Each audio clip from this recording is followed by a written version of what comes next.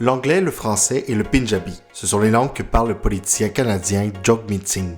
D'ailleurs, son prénom se prononce Jagmeet. Il faut savoir que Jagmeet Singh est d'origine sikh. C'est ce qui explique le turban qu'il porte.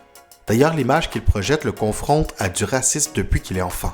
Quand Jagmeet Singh prend la tête du NPD en 2017, il devient le premier chef de parti fédéral issu d'une minorité visible. Dans cet épisode, je plonge dans les racines familiales de Jagmeet Singh et je remonte son parcours jusqu'à l'université. Bonne écoute!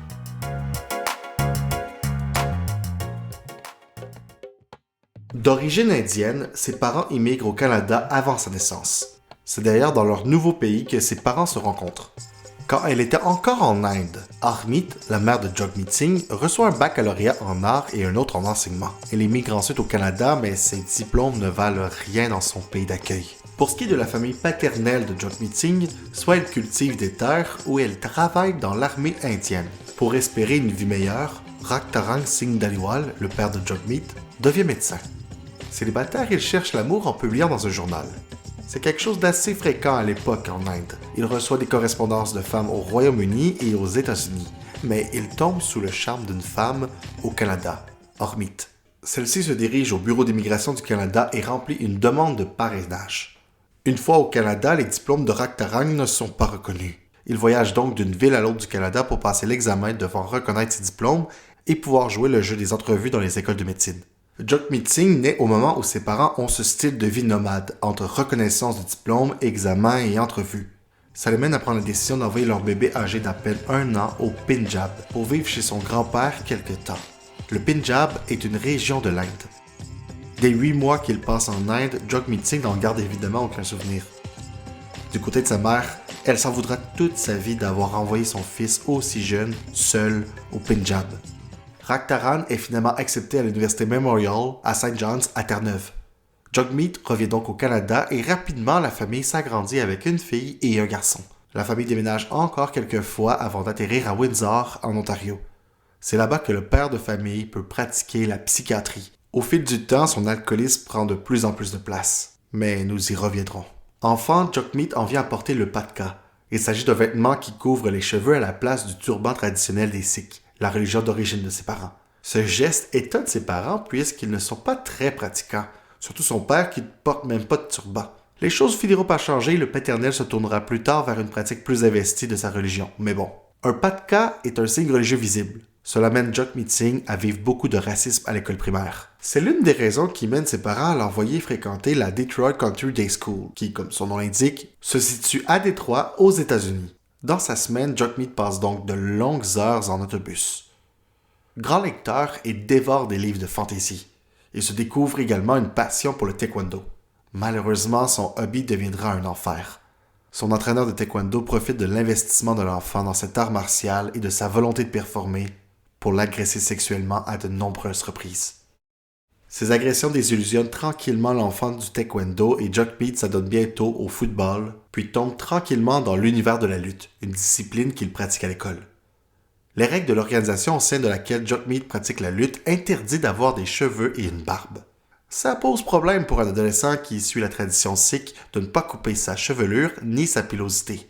Comme solution, son entraîneur lui suggère de porter un masque. En plus de contourner les règles de manière efficace, le masque donne un côté menaçant à Jagmeet, ce qui a de quoi déconcentrer ses adversaires. Pour l'université, Jagmeet Singh déménage dans les résidences de l'Université Western, en Ontario. À travers ses années universitaires, il explore plusieurs programmes allant des sciences à la philosophie du droit et à l'informatique, avec toujours l'idée d'avoir les notes pour entrer en médecine.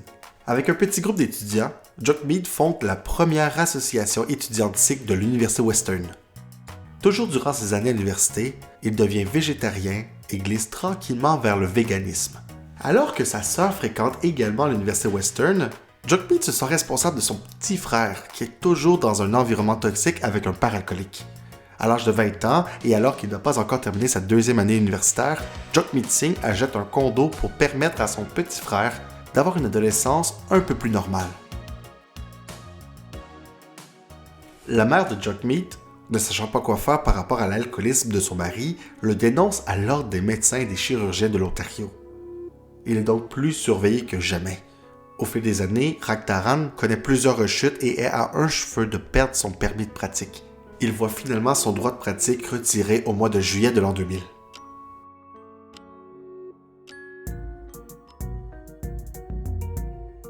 Après les attentats du 11 septembre 2001, le racisme dont est victime Jagmeet ne dérougit pas.